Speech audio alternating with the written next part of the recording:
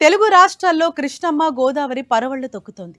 ఎగువ పరివాహక ప్రాంతాల్లో ఎడతెరిపి లేని వర్షాలతో కృష్ణా గోదావరి నదులకు వరద పోటెత్తింది. జూరాల 17 గేట్లు ఓపెన్ చేయడంతో శ్రీశైలం ప్రాజెక్టు వైపు కృష్ణమ్మ పరుగులు తీస్తోంది. దీంతో ప్రాజెక్టుకు వరద ప్రవాహం క్రమంగా పెరుగుతోంది. ప్రస్తుతం శ్రీశైలం జలాశయానికి ఇన్ఫ్లో 1,00,000 క్యూసెక్కులుగా ఉంది. ప్రాజెక్టు పూర్తి స్థాయి నీటి మట్టం 885 అడుగులు కాగా ప్రస్తుతం జలాశయంలోకి భారీగా వరద నీరు వచ్చి చేరుతోంది. పశ్చిమ కనుమల్లో విస్తారంగా వర్షాలు కొనసాగుతుండటంతో కృష్ణా ప్రధాన పాయ నుంచి కర్ణాటకలోని ఆల్మట్టి, నారాయణపూర్ డ్యాంలలోకి వరద ప్రవాహం పెరిగింది. ఆల్మట్టి డ్యాంలోకి 82,000 క్యూసెక్ల నీరు చేరుతుండగా 1.1 లక్షల క్యూసెక్ల నీటిని దిగువకు వదులుతున్నారు. ఇదే జోరు కొనసాగితే మొన్నటి వరకు వెలవెలబోయిన శ్రీశైలం ప్రాజెక్టు మరికొన్ని రోజుల్లోనే గరిష్ట స్థాయికి చేరుకునే అవకాశం ఉంది. శ్రీశైలం ప్రాజెక్టుకు ఇదే ప్రవాహం కొనసాగితే త్వరలోనే ఆ ప్రాజెక్టు గేట్లు కూడా ఎత్తే అవకాశం ఉందని సమాచారం. ఇక నారాయణపూర్ డ్యాంలోకి 1.1 లక్షల క్యూసెక్ల నీరు చేరుతుండగా 1.11 లక్షల క్యూసెక్ల నీటిని దిగువకు విడుదల చేస్తున్నారు. మహారాష్ట్రలోని ఉజ్జయిని జలాశయానికి 34,000 క్యూసెక్ల వరద వస్తుండగా 32,000 క్యూసెక్ల నీటిని కిందకు విడుదల చేస్తున్నారు. దీంతో పై 3 జలాశయాలకు దిగువన తెలంగాణలో ఉన్న జూరాల ప్రాజెక్టుకు 1,15,000కు పైగా క్యూసెక్ల వరద పోటెత్తింది. ప్రాజెక్టు గరిష్ట నిల్వ సామర్థ్యం 9.66 టీఎంసీలు కాగా ప్రస్తుతం 8.07 టీఎంసీలుగా ఉంది.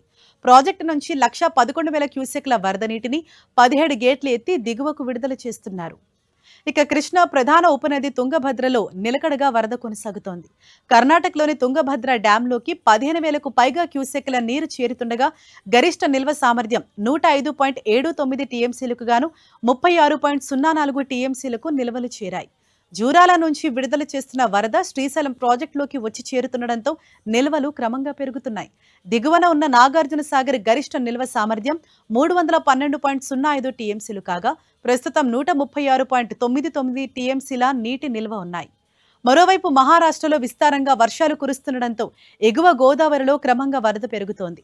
దిగువ పరివాహకంలోని ఛత్తీస్గఢ్, ఒడిశా, ఉమ్మడి ఖమ్మం జిల్లాలో విస్తారంగా వర్షాలు కురుస్తుండటంతో వాగులు, వంకల్లో వరద ఉధృతమవుతోంది.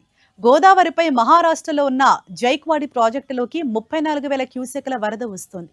ఇక సంగారెడ్డి జిల్లాలోని గోదావరి ఉపనది సింగూరులో వరద ప్రారంభం కాకపోవడంతో రాష్ట్రంలోని సింగూరు, నిజాం సాగర్ ప్రాజెక్టులకు ఇంకా వరద ప్రారంభం కాలేదు. అయితే స్థానికంగా కురుస్తున్న వర్షాలతో ఓ మోస్తరు వరద వస్తోంది. కొమరంభీం ఆస్వాబాద్ జిల్లా కౌటాల మండలం తుమ్మిడిహెట్టి దగ్గర ప్రాణహిత నది పరవళ్లు తొక్కుతోంది. ఎడతెరిపి లేకుండా కురిసిన వర్షాలకు ప్రాణహిత నదిలోకి భారీగా వరద నీరు వస్తుండటంతో ప్రాణహిత నది పుష్కర ఘాట్ మెట్లు నీట మునిగాయి.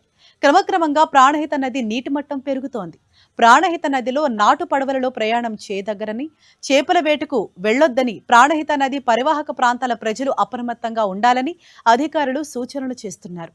ములుగు జిల్లా వాజేడు మండలంలో ఎడతెరిపి లేకుండా కురుస్తున్న వర్షాలతో పాటు ఎగువ ప్రాంతాల నుంచి భారీగా వరద నీరు చేరటంతో సమ్మక్క సాగర్ నుంచి భారీగా నీటిని దిగువకు విడుదల చేస్తున్నారు.